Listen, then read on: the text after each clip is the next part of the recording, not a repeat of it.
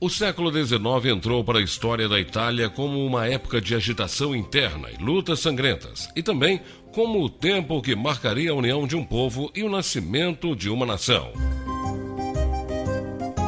Na primeira metade desse século, a península era dividida em vários estados independentes e passava por um período de conflitos pela unificação. O país era jovem, embora sua história remetesse ao milenário Império Romano. Até 1860 haviam 7 reinos independentes. Ao norte, os estados de Veneza e Lombardia, sob o domínio da Áustria. No centro estavam os estados pontifícios de propriedade da Igreja Católica Apostólica Romana, que eram administrados pelo Papa. E ao sul, o reino das Duas Sicílias, governado pelos reis da dinastia francesa. A liderança do processo de unificação coube aos reinos de Piemonte e Sardenha, onde os tutores eram Vítor Emanuel II e o seu ministro Camilo Penzo, o conde de Cabu. Com o apoio da França, a parte norte entra na guerra contra os invasores austríacos, conseguindo vencê-los e anexar outras partes ao território, tornando-se um país único com o nome de Itália. Ao mesmo tempo, o revolucionário Giuseppe Garibaldi invadia o reino das Duas Sicílias com um exército de 1.000 homens voluntários chamados Camisas Vermelhas. A cidade de Nápoles assistia à triunfante entrada de Garibaldi. Na sequência de várias batalhas, uma marcha vitoriosa de Vítor Emanuel II o tornou o primeiro rei da Itália. Em 1870, suas tropas forçaram a entrada em Roma para selar o fim de uma longa campanha. De nada adiantaram os protestos do Papa Pio IX, que se autodeclarou prisioneiro no Vaticano. A milenar cidade dos Césares tornava-se a capital do reino unificado da Itália, mas, apesar disso, a vida do povo não melhorou e agravou-se o estado de miséria.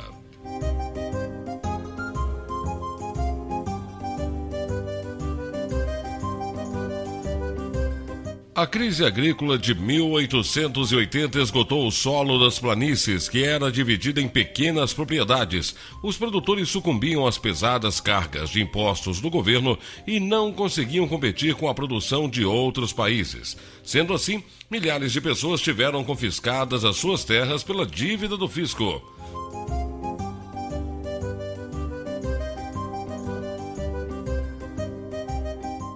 A subnutrição era comum, gerando epidemias e doenças como a pelagra nas cidades e nos campos. A injustiça social desencantou milhares de famílias.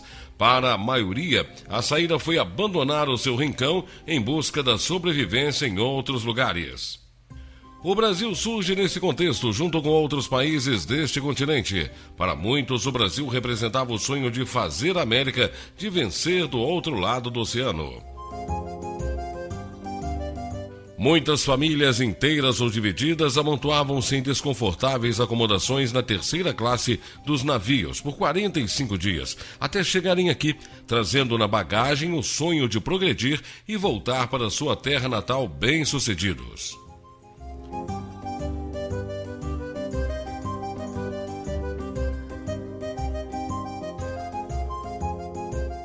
Voltando um pouco no tempo.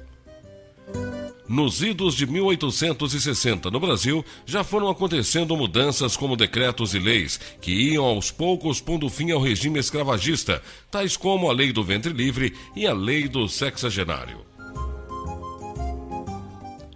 Paralelo a isso, os fazendeiros, alguns abolicionistas, já foram se preparando para substituir a mão de obra do negro e o governo começa a incentivar a imigração.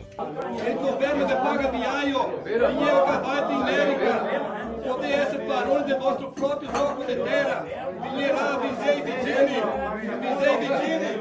paese della Cucagna, vinha cavalo in América, comprava il vostro proprio di terra, il governo de paga viaio, vinha tutti in América, cavalli, paese della Cucagna, vinha in América, venha gatira tua famiglia. Palega i vostri vicini, vinha tutti in Brasile, paese della Cucagna, terre piane.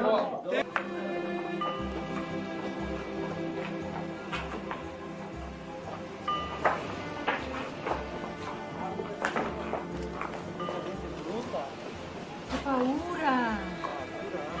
Madonna Santissima. Ciapa, possa ganhar? Lezro que tu sabaré. Graças. Luigi, era Ah, ali é um livreto de instruções para viagem. Guarda, giustami qua.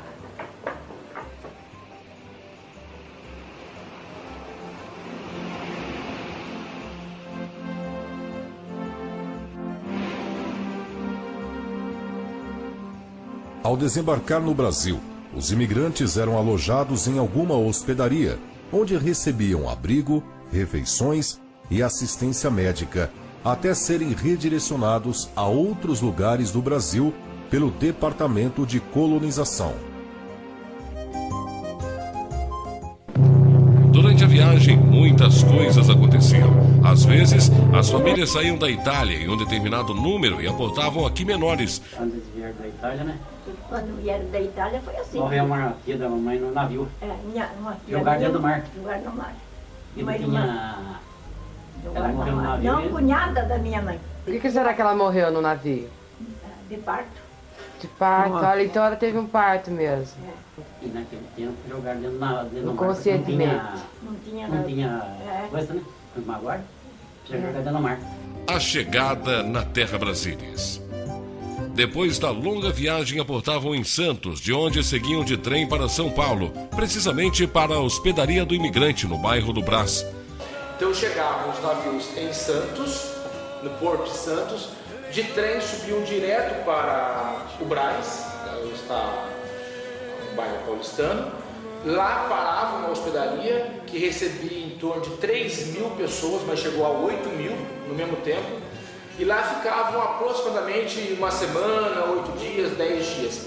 Lá tinha os primeiros cuidados com relação a médicos, higiene mesmo, porque os dias, né, chegavam no máximo um mês a viagem depois que inventaram os navios a vapor. Então nessa hospedaria eles eram asseados e já aconteciam as negociações para as fazendas por onde iam. Às vezes, o trem que desembarcava os imigrantes no Brás era o mesmo que embarcava outros, rumo às fazendas de café do interior. Quando a hospedaria já tinha um trem, o trem parava na hospedaria para eles descerem, mas também parava ali para eles embarcarem novamente e virem para as fazendas. Nossa região, por exemplo, a região de São Carlos e assim por diante. O principal estado ainda continuava sendo São Paulo. O difícil era manter-se aqui no primeiro ano, visto que pouquíssimos vinham com alguns bens da Itália, sendo que a grande maioria vinha para pagar até a passagem da família com trabalho. Os imigrantes vinham pensando em trabalhar no regime de parceria, onde o fazendeiro entraria com a terra, as sementes ou o cafezal já formado, e o estrangeiro entraria com o trabalho e, ao final, o lucro seria dividido ao meio, os chamados meeiros. Vieram imigrantes para cá para trabalhar no sistema de parceria. Parceria era o dono da fazenda entrava com a terra e com o cafezal já pronto, enquanto que os migrantes entravam com a mão de obra e no final do processo dividia o lucro da colheita. Então era meia meia, parceria, também chamam de meeiros, de meio. Essa parceria não deu certo, não funcionou por vários motivos. Primeiro que esses colonos iam para cá sem ter a menor noção da língua portuguesa, e também tinha um problema muito grande, é que o fazendeiro, sempre a cultura dele foi tratar o negro como escravo, o trabalhador como escravo. Então esses primeiros migrantes que vinham para cá eram tratados dessa forma. O capataz era o mesmo. A gente costuma dizer que eles só não foram para a senzala e para o tronco. Do resto sofreram os mesmos castigos, não necessariamente físicos, mas castigos de punição de perder um dia, serem multados por qualquer coisa.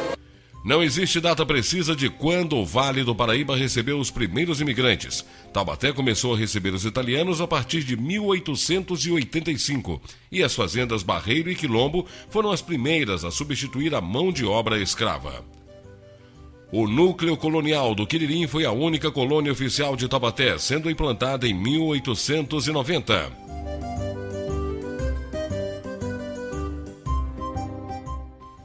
Em 1892, desembarca em Santos a família Indiani, oriundos de Calvatone, província da Cremona, no norte da Itália. cumprindo a saga da hospedaria de imigrantes, subiram de vapor para o Vale do Paraíba. 1892 em Santos. Depois vieram para cá. Subiram pela antiga Rio-E, aquela estrada de ferro que foi desativada. Lá foram para a hospedaria do imigrante. Lá não podia ficar mais do que 5, 6 dias. Porque o fluxo de imigrante era muito grande. De 90 a 94 foi o maior fluxo de imigrante que entrou em São Paulo. Maior coisa. Então, os fazendeiros chegavam lá, você serve, você não serve, pegava tudo e vinha embora. E o meu pai, que quando chegaram, foram morar numa casa que tinha do outro lado da igreja aqui. Era a casa que pertencia para a igreja. E hoje é o salão paroquial. E eu conhecia aquela casa lá, ninguém lembra da casa, né? Cheio de cubículo, quartinho pequeno. E a gente tinha feito uma rata aí, o pessoal comprou um amplificador e colocava disco, namorado oferecia para namorada, e era tudo lá dentro. Aí, sabe, ele atravessava, era a mata aqui, né? Mata, carrasqueiro, né? E vinha numa escola onde tem uma senhora agora. E a escola era administrada pela maestra Silvia Franzoi. Era uma italiana, porque não tinha professora em português ainda. Entendi. Eles aprendiam a língua italiana, né? Isso foi em 1894. Isso os primeiros que vieram aqui, né? E assim foi. Aí começaram a abrir aquela estrada do Canto de Sobrado até Taubaté, né? E abriram os lotes. O meu avô, como estavam começando, mas aí eles vieram, na Itália trabalhavam no seco. Na vinha ou na coisa, mas no seco. Aqui, no seco. Jogaram eles pro lodaçal aí, né? Já os Montese vieram para a Fazenda Bela Vista, em frente onde hoje é o cemitério do Quiririm. Meu bisavô, avô e bisavô, eles moravam no morro com o nome de Montese. E o sobrenome dele passou a ser Montese por causa de morar lá. Daí ele casou-se lá e foi embora para Milano. De Milano, ele foi para Castelnovo, Bocadada. E de lá ele passou a plantar a uva, mas num quadradinho, então não dava para sobreviver. E vieram para cá com um pouco de dinheiro, porque vendeu lá, por irmão dele. E então deu para ele vir e não se escravizar aqui. Já veio, trabalhou muito pouco no café, já comprou o terreno. Ele veio mais ou menos com posse. Então ele não chegou a trabalhar muito para o governo. O doutor Francisquinho, esses que plantar, que era dono disso daqui. Trabalhou pouco, daí quando o governo repartiu, ele, além de ganhar, comprou mais partes. A família de Alair Corbani veio em 1889, na segunda leva de imigrantes para o Vale. Dos meus avós eu sei pouca coisa, porque eu não cheguei a conhecer, só a minha avó que eu conheci, mas também ela já estava, não convivi muito com ela, que ela faleceu em 1937, na província de Cremona. Eles vieram pelo governo, né? O governo vendia um salário que o governo deu, mas na verdade o governo vendia uma parte para eles plantar. E com a colheita, eles iam pagando o governo, aquela área que o governo reservou para eles. Da Itália vieram 4 com esse avô. A tia Maria, o tio Luiz, a tia Josefina e a Angelino. 4 que vieram com ele. Já esse tio Estevão, ela veio grávida de 7 meses. Aí ele nasceu aqui. E já meu pai, Francisco, o tio Angelim, e é José o nome dele, eu chamo de Pepino, nasceram aqui no Pinhão. Pinhão é que é onde hoje tem um salão de festa, o Galpão, que é do pessoal dos Gomes aí. É uns 2 quilômetros mais ou menos. Os indianos não tinham tradição de lavoura e a família foi uma das responsáveis por Taubaté sair da era da taipa. O meu avô descobriu que eles tinham duas coisas a favor aí. Uma era o solo, eles chamavam de terra branca, era argila, o nome oficial é argila, né? Sim. Então, o solo tinha argila e em cima tinha a mata. Quando eles começaram a fazer os primeiros tijolos, foi em 1895 que eles vieram até preparar, né, dinheiro para comprar uma mula, que era o que virava o cilindro para fazer o barro. Mas daí eles começaram assim. Então meu avô começou a fabricar os tijolos. E a minha avó queria que fizesse o bendito sobrado. Tá? Tudo começou dela. Aí o meu avô montou essa olaria. Com muito sacrifício, né? Os primeiros tijolos foram feitos. Montou a olaria e fez um rancho. E esse rancho era atrás da olaria onde está o Dirley hoje. Ainda tem o mesmo formato, só que ele modificou lá dentro, mas é o mesmo corpo, né? E aí ele tirou a família daqui e levou lá, né? Os filhos já foram para lá. E todos trabalhavam na olaria, né? E eles começaram a construir, a produzir os primeiros tijolos. E naquela ocasião o tijolo era ouro, porque estava começando tudo, Taubaté, Caçapava, Eugênio de Melo, Limoeiro, São José, Jacareí, né? Então, o tijolo era matéria-prima. No começo da colônia, a dificuldade em lidar com a várzea era iminente. A terra encharcada não permitia o cultivo da lavoura com que estavam acostumados na Europa. É aí que entra o cereal que mudou a vida desse lugar e das pessoas que cruzaram o mar. Eles tinham que cortar a mata, botar fogo na mata, limpar a terra para plantar o arroz. Aí que vieram para o cultivo do arroz, entendeu? E plantavam um arroz nativo, um arroz vermelho. Por fora, ele dentro é vermelho e por fora é normal, né? Mas é um arroz gostoso, viu? Eu socava no pilão às vezes para a gente comer, certo? É uma delícia. Eu tenho um livro aí que conta a história dos frades. Bom, aí construíram a igreja do Poço Grande, 2 igrejas lá até, né? Então, eles sabiam que tinha uma colônia italiana aqui, né?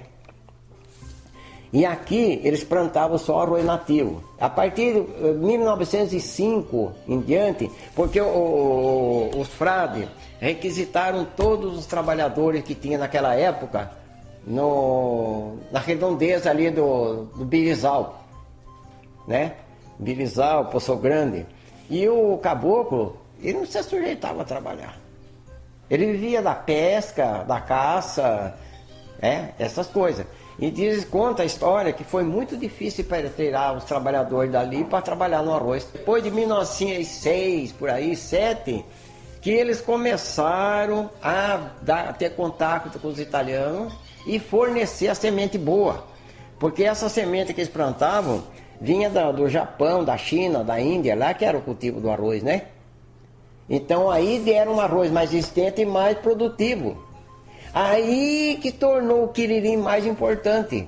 Porque começaram, os pessoal que casava, ia plantar aí para cima, tudo que colhia vinha pela estrada de ferro e desembarcava aqui no pátio da estação do Quiririm. E o pessoal que tinha carro de boi pegava a sacaria e trazia para a máquina para beneficiar o arroz aqui. E essa máquina que montou foi o Vitardito, falecido Vitardito, lá de Pindamonhangaba, um homem muito rico, né? Então isso aí foi uma importância muito grande.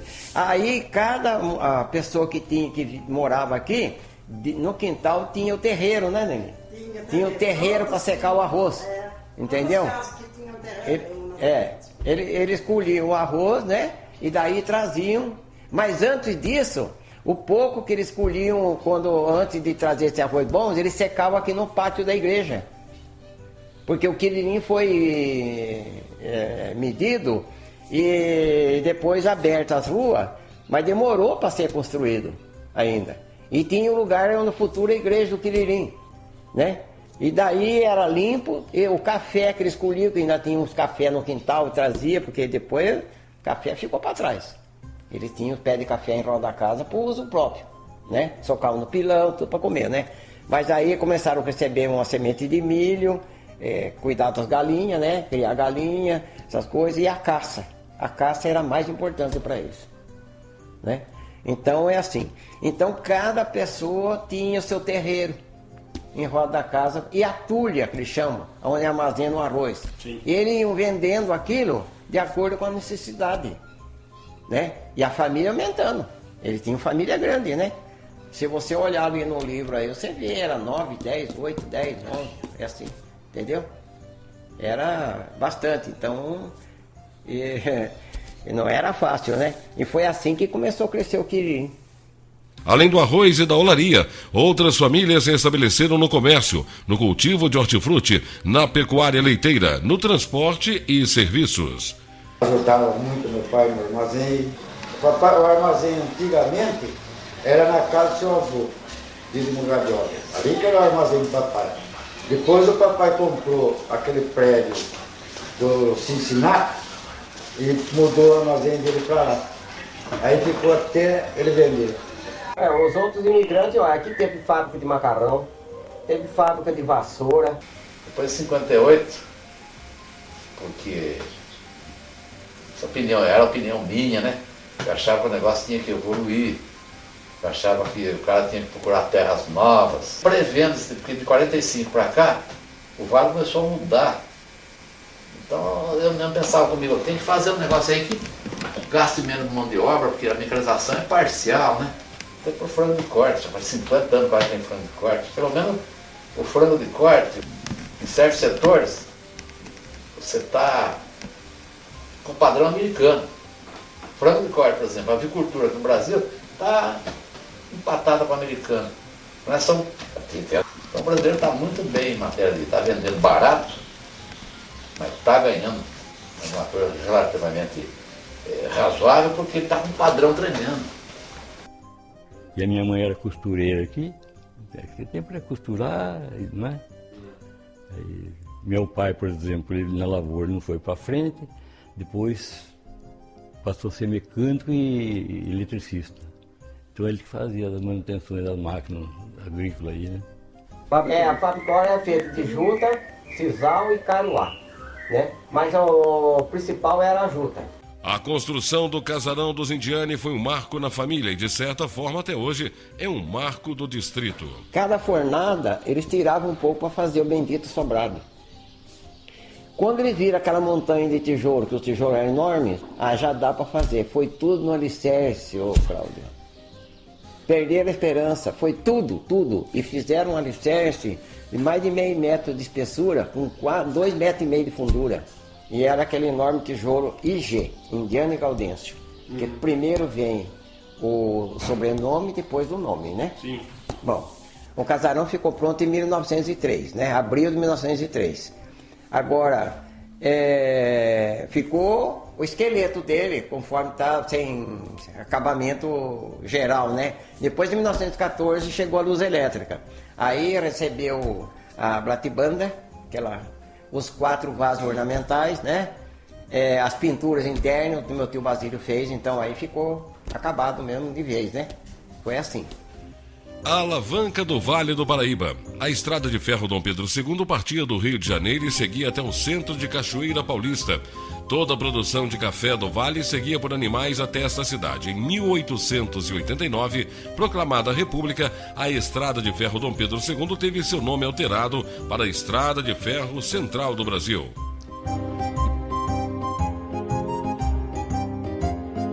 Dona Adélia fica feliz com o progresso caminhando para o Quiririm.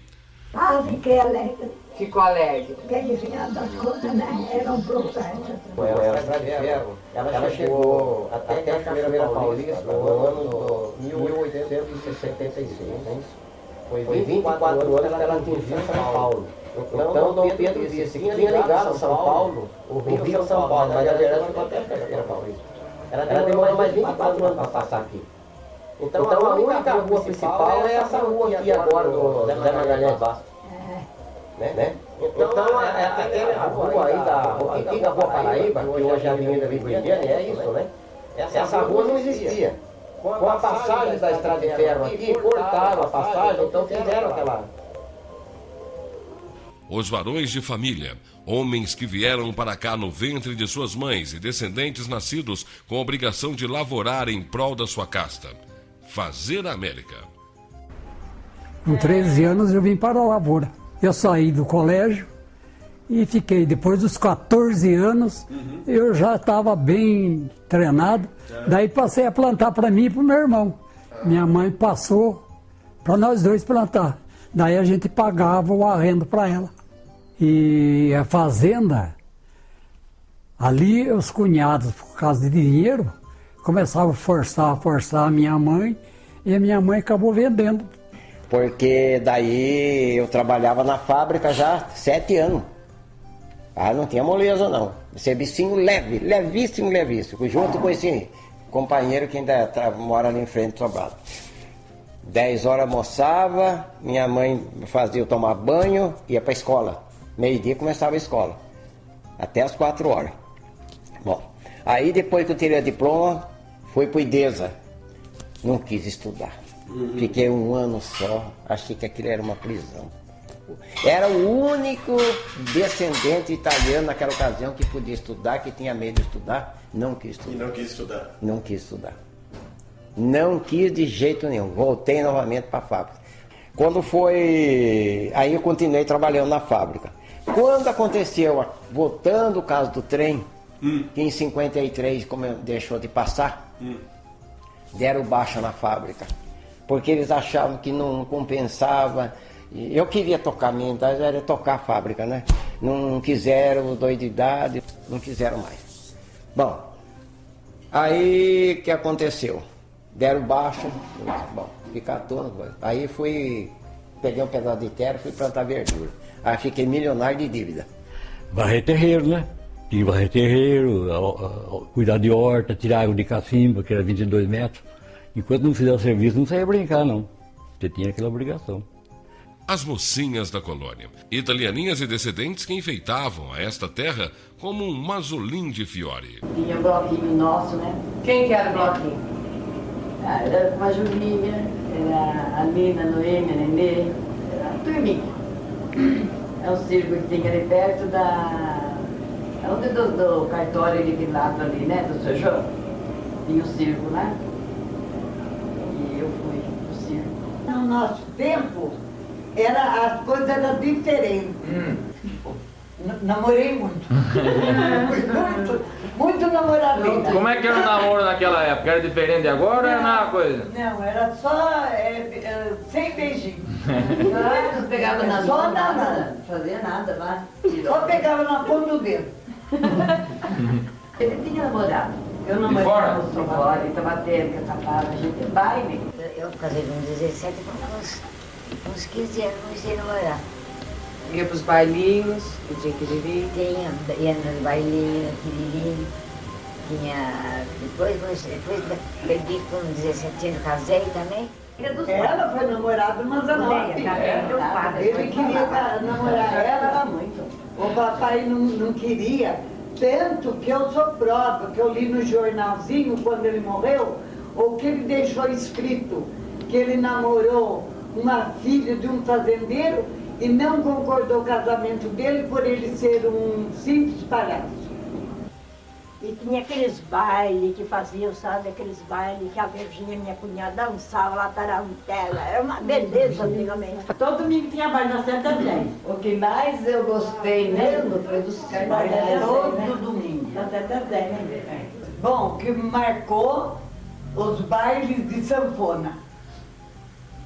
Os bailes de sanfona que eu frequentava. A água que corria no Ribeirão trouxe consigo os amores. Muitos rapazes ficavam à espreita das moças que passavam faceiras para a lavagem da roupa. Eu conheci a Irene, acho que uns 13 anos de idade. E ela tinha vergonha de mim e eu queria ir atrás.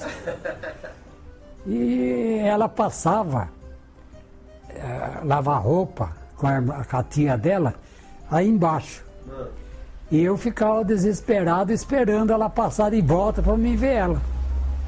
E isso foi até os 14 anos e pouco. Daí começamos a conversar. Conversa, escondido de pai. Daí começamos a namorar mesmo. Daí tinha uma casinha velha que ele desmanchou e construiu uma nova. E ele já autorizou.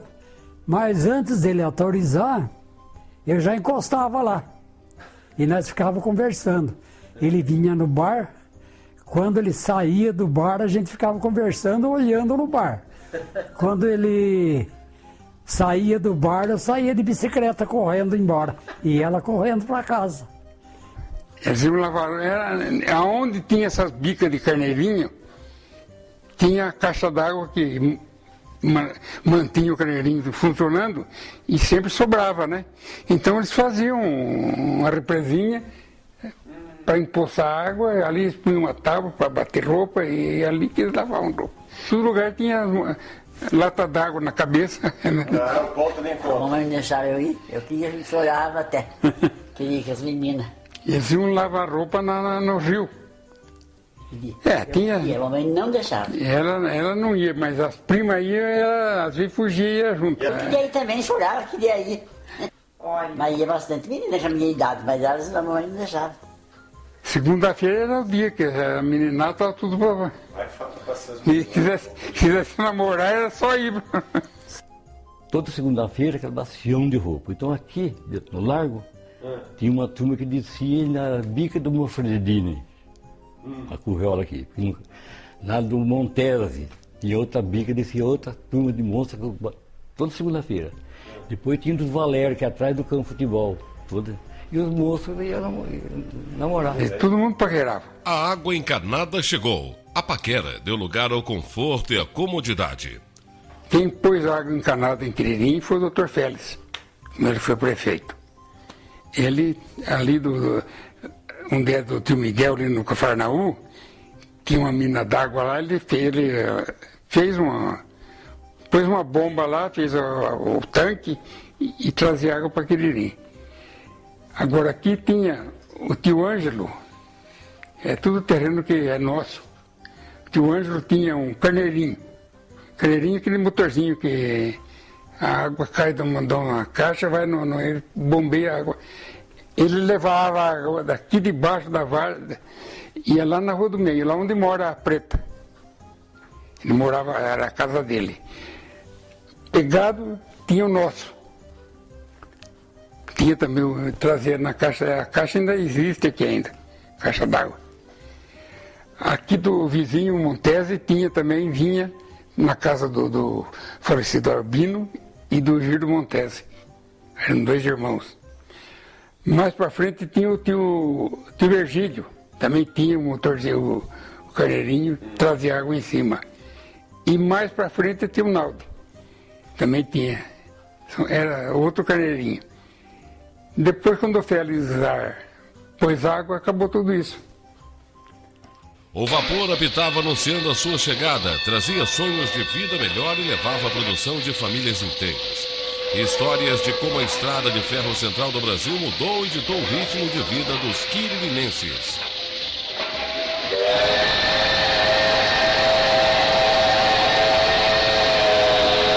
A estrada foi feita com o dinheiro do café. 1876 passou aqui. Mas não tinha plataforma de embarque. Nenhuma estação não tinha. Veio uma ordem do Rio de Janeiro que aquele que fornecesse os tijolos mais em conta ganharia a concorrência. Meu avô, como era mais próximo do sobrado ali, ganhou a concorrência. Aí que eles começaram a levantar o pescoço, levantar a cabeça. Aí já começaram a construir os tijolos EFCB, Estrada de Ferro Central do Brasil. Sim. Tudo que eles produziam era para a Central do Brasil. A plataforma que restou aqui onde tem a máquina 8, aí ainda é do sobrado. Ah, que bacana. Ainda aí. Aí começaram a sobreviver, né?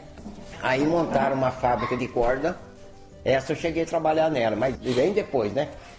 E compraram terra na serra. Aí criavam gado, né? Plantavam arroz. O trem passava ali embaixo, era movimento que só vento, que movimento que tinha o armazém do Castilho, aquele, nossa, né? A estação era uma beleza. Para descer ao morrinho da estação, na estação, tudo de como é que diz, de pedra. Meu pai, Francisco Monteiro Santos, morava aqui em cima. A estrada de ferro passava na beira da várzea. Então, com 5, 6 anos, eu comecei a me lembrar das coisas.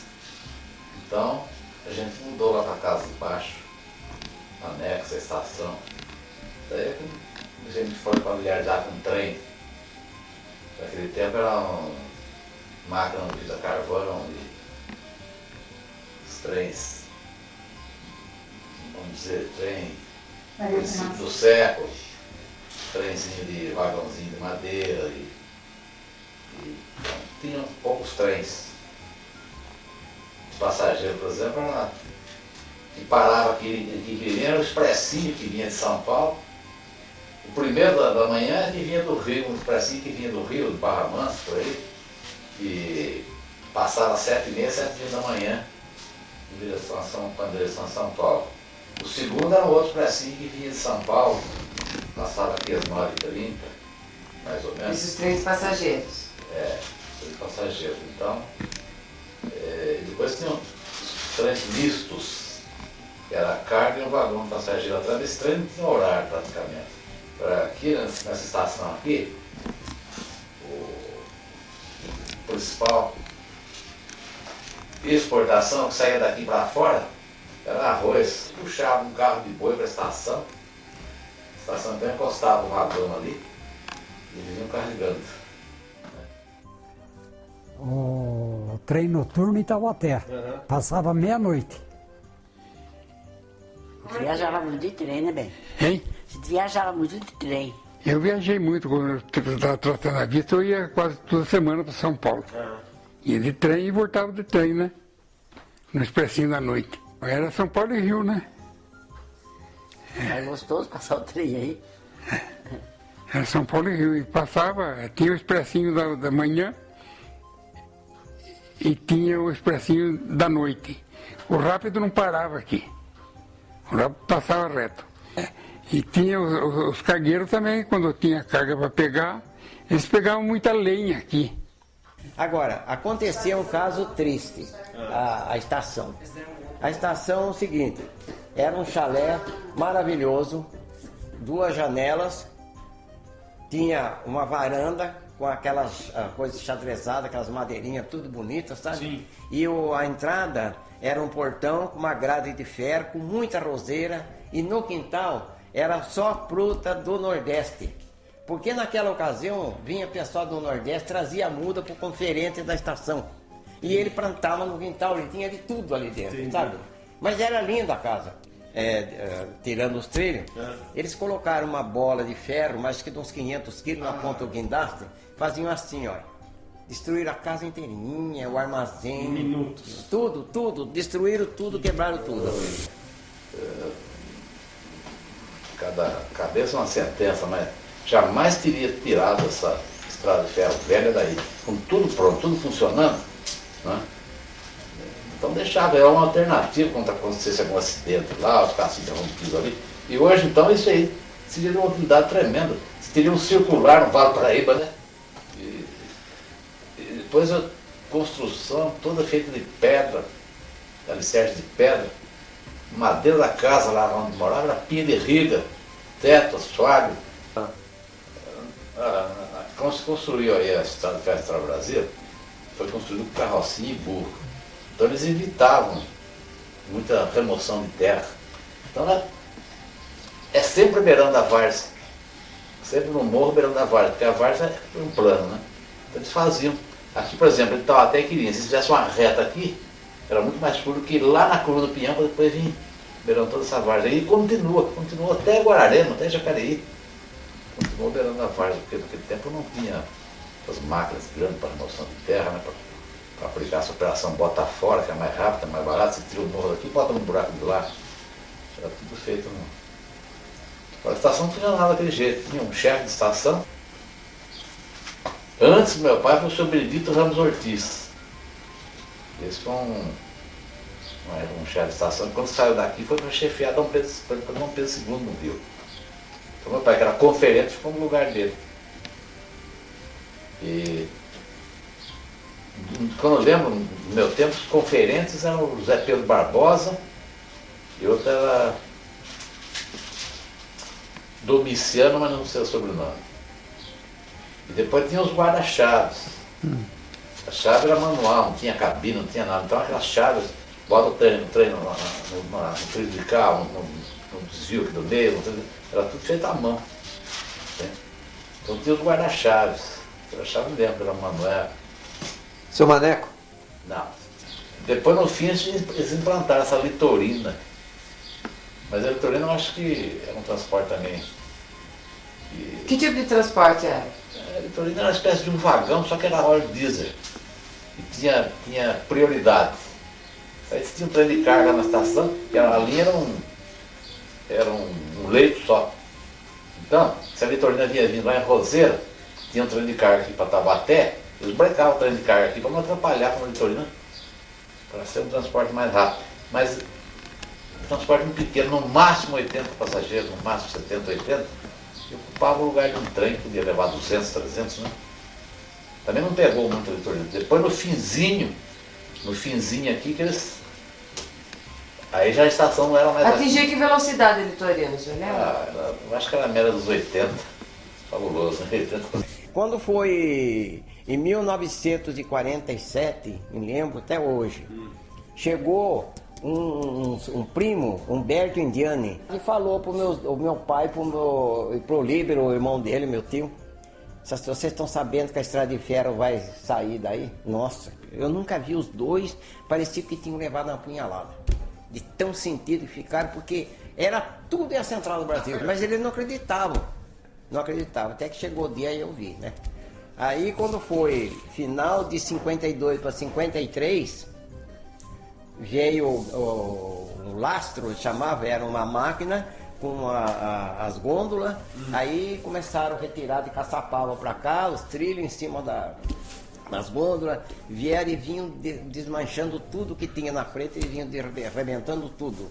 Até a casa da estação, eu estou procurado quantas vezes, era um chalé maravilhoso. Quando o Brasil entrou em guerra, a Central do Brasil era alimentada pelo carvão coque, eles chamavam, né? Para alimentar as caldeiras da máquina. Acabou. Aí foi outra desgraça, eu acompanhei aquilo chorando, sinceramente, eu senti aquilo por dentro. Deceparam as terras da Mantiqueira, derrubaram tudo quanto foi mata, para trazer para o pátio, era fila e mais fila de carro de boi. Você olhava o pátio, era só lenha. Aí a máquina parava e fazia aquela carga tremenda, aí começou a ser tocada a lenha, né? A caldeira da máquina, a lenha. Chegava a 1000 metros de lenha, a direção cobrava 2, 3 mil da central. Por isso que a central foi pro brejo, sabe? Isso eu sei, foi coisa, você vê que barbaridade. Tentaram quebrar uma caixa d'água, onde o trem abastecia, Maria Fumaça abastecia, ficou o resto dela lá. E por não sei como, deixaram uma aqui que tem um esqueleto, aqui na máquina 8 tem um esqueleto, uma caixa d'água ali ainda. Bom, aí o conferente da estação, ele tinha se aposentado em 52, o senhor Francisco Monteiro. E ela era professora de escola, foi minha professora, dona Alice Clear Monteiro.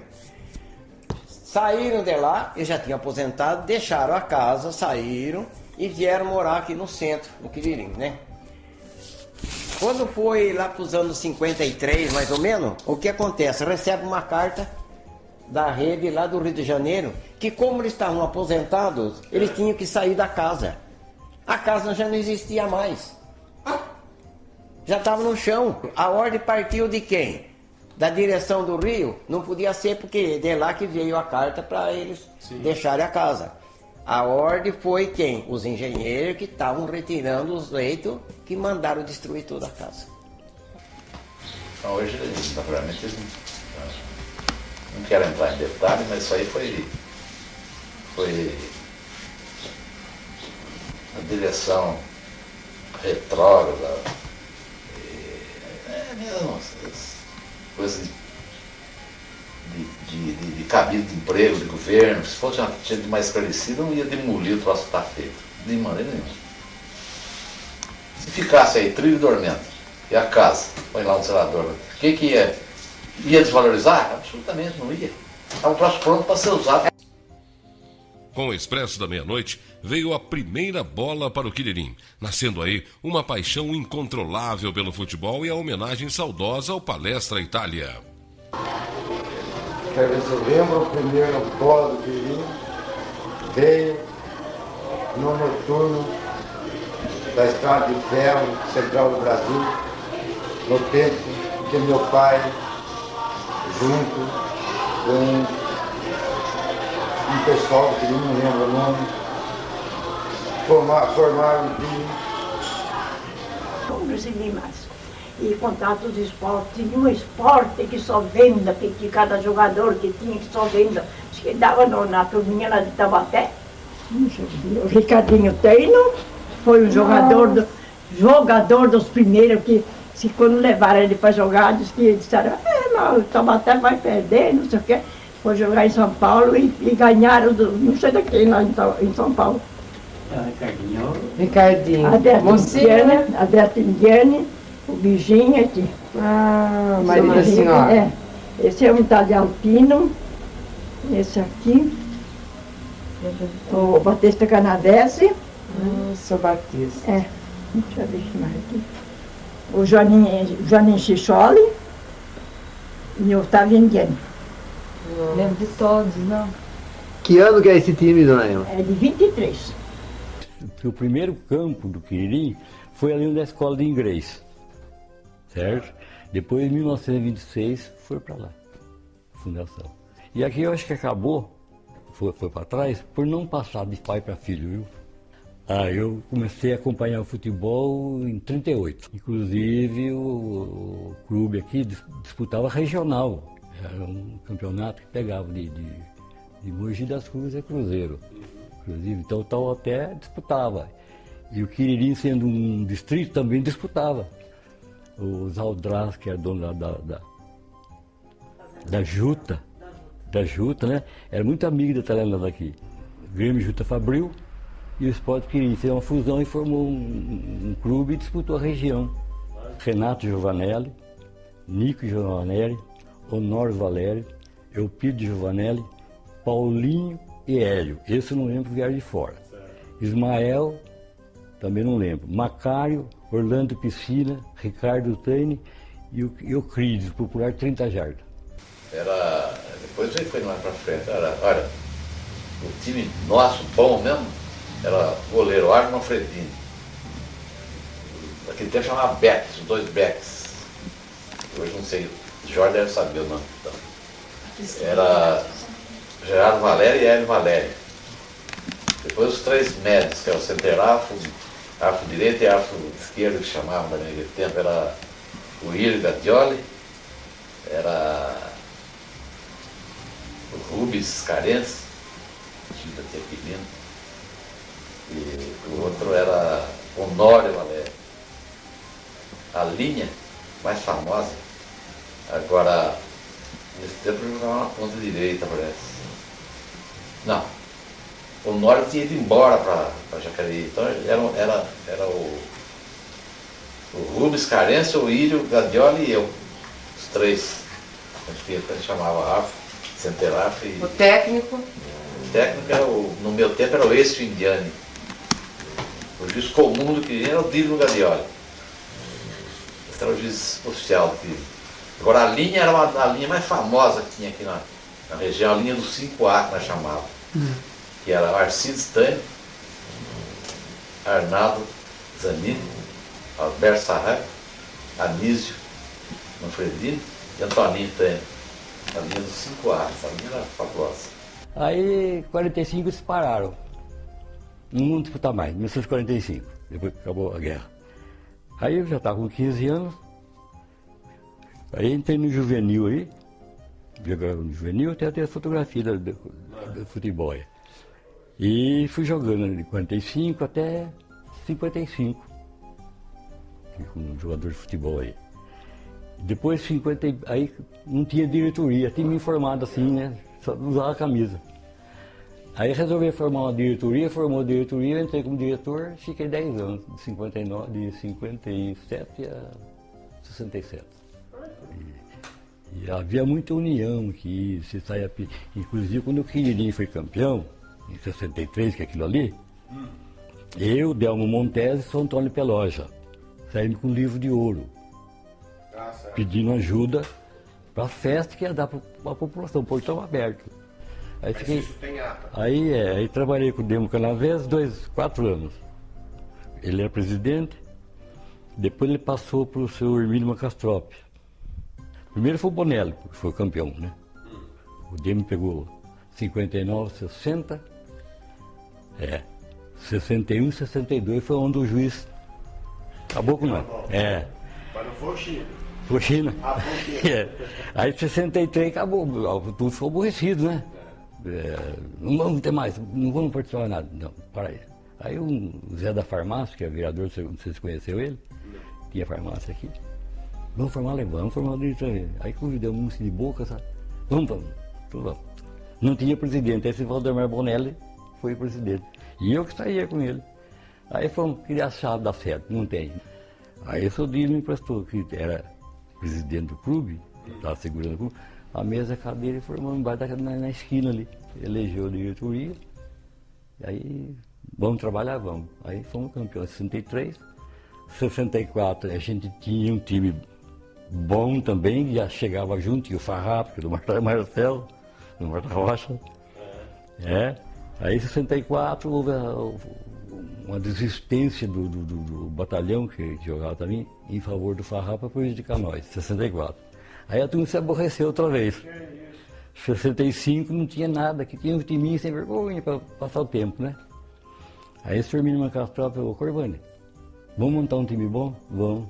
Tá bom. Tá liberado para você escolher o jogador. Ele me liberava, né? Posso. Tá bom.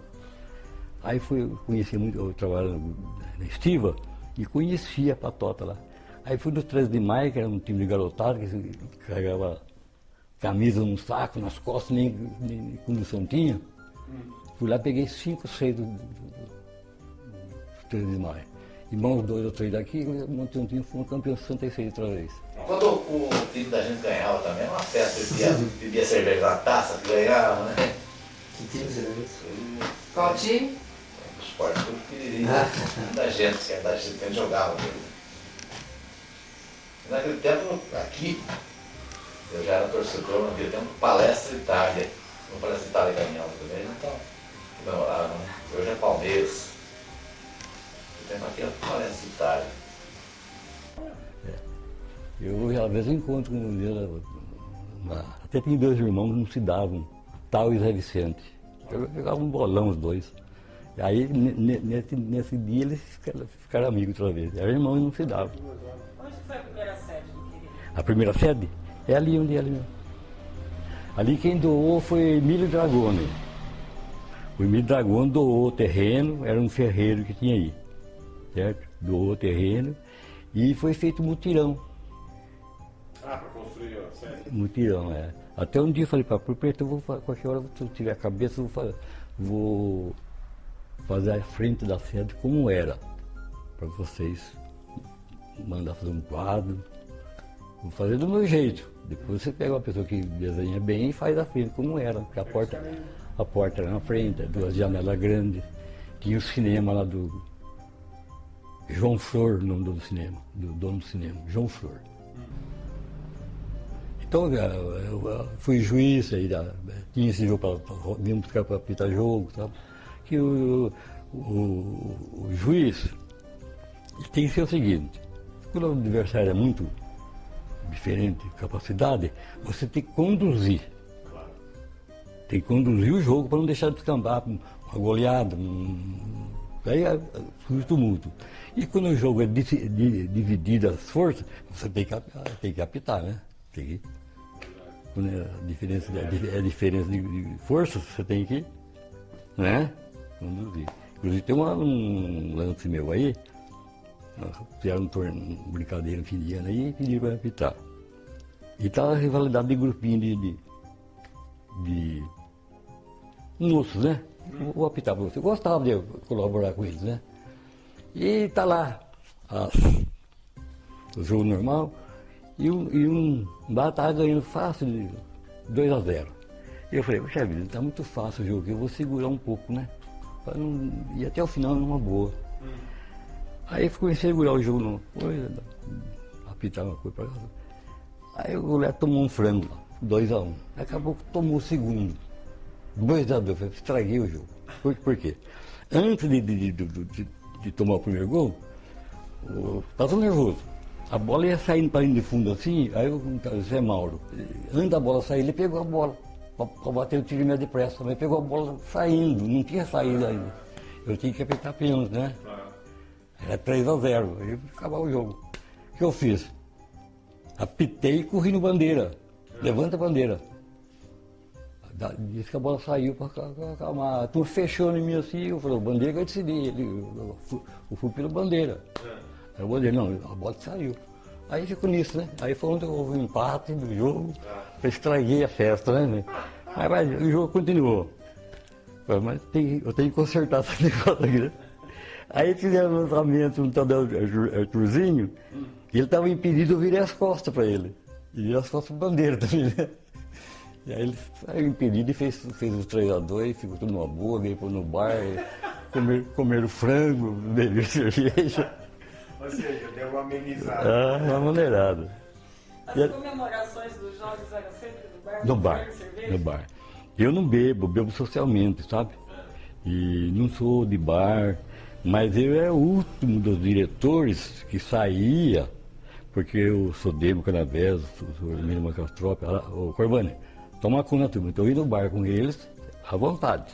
Cerveja, comer, beber, divertir. Mas eu só deixando. Chorinha mais para supervisionar. Para não ter bagunça, certo? Aí. O Toninho do aquele, aí ficava na conta. Entendi. E outra coisa, tem uma história também, outra aí. Deixa eu ver o ano. Nós fomos campeões em 66. 67 veio o veterano. Veterano aqui. Veterano do Palmeiras. Primeira vez que veio o Berdan, veio. Gente boa mesmo, né? E esse Hermínio Macastrópe era um dos presidentes. Disse que não pode citar o nome, né, da pessoa, porque é ofende o outro. Eu vou falar porque eu trabalhei com eles. É um presidente espetacular, viu? Todos eles foram bons, mas esse era mais popular. Aí foi para São Paulo com o Bonelli, contratamos o time da veterano, deram um monte de ingressos assim, de rifa, um carro. Se você vender tantas rifas, nós vamos de graça. E se você não vender, nós queremos 500. É 1000 cruzeiros, né? Sim. Bom, aí saímos vender. Foi Jacareí, e Jacareí tem muita família Quirim. Aí fomos lá vendendo toda a rifa, vendendo o que eles queriam. Então, que era de graça. Então o campo encheu. Mas eu tô com deu quase 2.000 cruzeiros de renda. Fechou o campo. O Berdano quase não coube naquela bancada, embaixo daquela bancada baixinha, foi incluído assim. Aí o Berdano, quando viu o campo cheio e daquele jeito, eles não quiseram entrar em campo. Queriam dinheiro para repartir. O Liminha também tá. O Liminha, a pinga era danado. Né? Aí saiu lá ele correndo. Aí eu falei pro senhor Hermínio, assim, vai no Baquer lá, vê a renda lá e pega 500 mil reais e dá para eles. Aí fui na renda, a gente tinha dado 1.000 e pouco, né? Ele contou 500 milhões para dar a mão dele, eles entraram.